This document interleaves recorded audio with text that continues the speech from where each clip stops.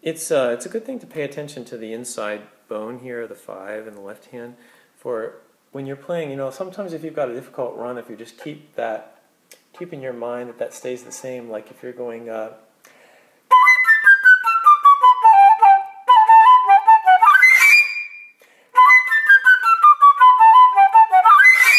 It pops out. If I do this, I get stuck because I'm shortening my pinky, and then I'm just pushing my tongue down, which, you know, not very pretty. So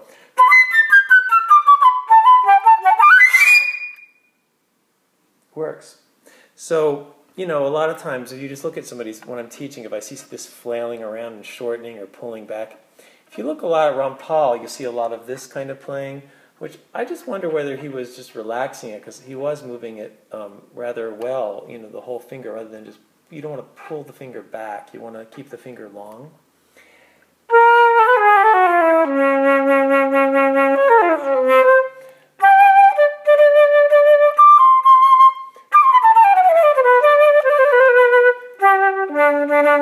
Not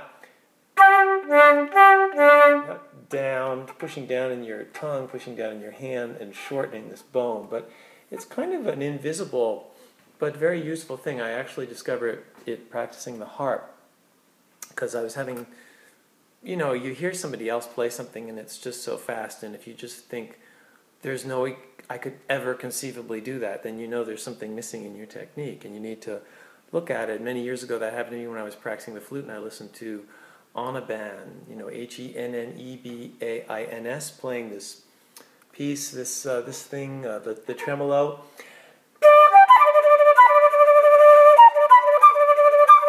And I really had to, you know, I was like, well, there was no way I could do that, so I had to figure out, okay, well, there's something wrong. I need to look at what I'm doing physically, because the answer isn't to go like this and push down harder on your tongue. You've got to lighten up things.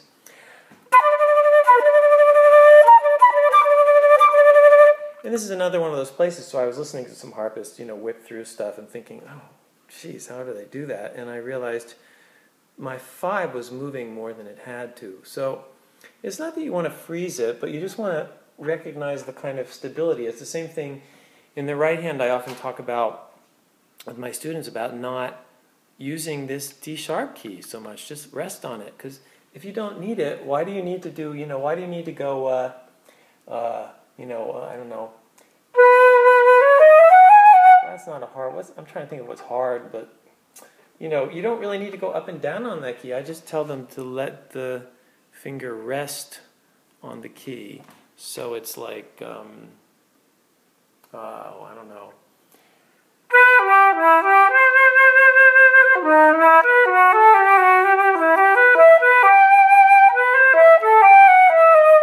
Not this.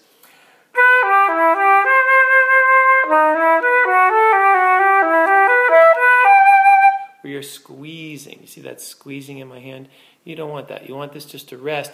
And a lot of times you don't even really need that key. You can just play, I don't know. Just put it down, but you don't have to play.